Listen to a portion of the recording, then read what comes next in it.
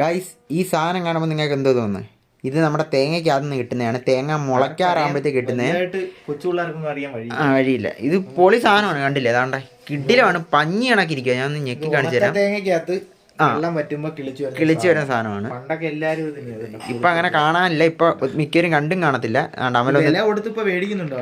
ഒരു കിലോയ്ക്കൊക്കെ 200 രൂപ എന്നൊക്കെ പറയുന്നതൊക്കെ. കഴിയാണ്ട പഞ്ഞി കണക്കിരിക്കുകയാണ് ഗൈസ്. നല്ല മധുരവുക. ഇത് കൊപ്രയാവുന്നില്ല, ചെറിയ എണ്ണമയം കാണും. ആ പുറത്ത് തോന്നുന്നു, അകത്തൊന്നുമില്ല. അകത്ത് കണ്ട ഭയങ്കര സോഫ്റ്റ്. അതാ കണ്ട, എല്ലാവർക്കും അറിയാവുന്ന എല്ലാ വർഷവും ഭയങ്കര സോഫ്റ്റ് ആണ് ഗൈസ്.